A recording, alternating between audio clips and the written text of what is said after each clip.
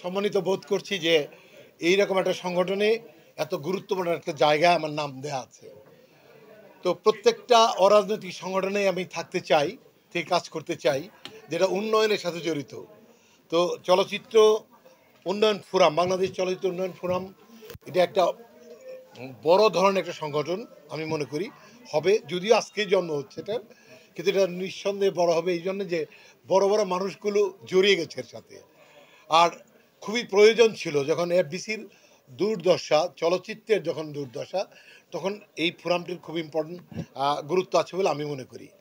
তো এই সংগঠনটি ত্বরান্বিত যারা করবেন, যারা কাজ করবে, এবং বন্ধুরা আপনারা যারা দেশময় ছড়িয়ে দেবেন, সারা পৃথিবীতে ছড়িয়ে দেবেন এই ফোরামের ইতিহাস, চরিত্র তুলে ধরবেন, এটার মাধ্যমে আমরা ডেফিনেটলি ভালো ভালো উন্নয়নমূলক কাজ করতে পারবো।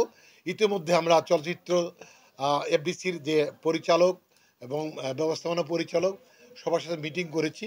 তারা চলচ্চিত্র বান্ধব কিছু শর্ত আমাদের মেনে নিয়েছে, যে আমরা স্টুডিও ভাড়া অর্ধেকের মধ্যে চলে আসছি, আমাদের প্রস্তাব গেছে ক্যামেরা ভাড়া অর্ধেকের নিচে, সব কিছুই এরকম হয়েছে। এবং স্টুডিওতে সেট বানাতে 2 দিন কোনো ভাড়াই দিতে হবে না, এরকম কিছু কিছু আমরা মিটিংয়ে দাবি করেছি, ওনারা মেনেছেন এবং ফাইনালি দিয়েছে, হেডকোয়ার্টারে ওনারা পাঠিয়েছেন।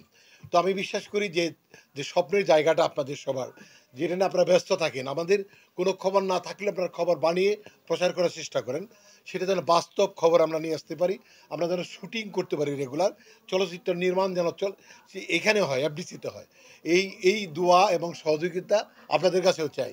এবং যারা প্রডিউসার তারা যেন ফকির হয়ে না ফিরে, এই জন্য আমাদের বিভিন্ন পদক্ষেপ নেওয়া আছে, যে আমরা ব্যবসা, এই ব্যবসা এবং সরকারও এখানে ইনভেস্ট করবেন, এই ধরনের কথাবার্তা আমরা বলেছি। আশা করি যে এই ফোরাম এটা নেতৃত্ব দেবে, নতুন চলচ্চিত্রের নেতৃত্ব দেবেন বাংলাদেশ চলচ্চিত্র উন্নয়ন ফোরাম। সবাইকে অনেক শুভেচ্ছা, অনেক শুভকামনা। নতুন কমিটিকে আমার পক্ষ থেকে অনেক ভালোবাসা, আপনাদের জন্য সেম। Thank you.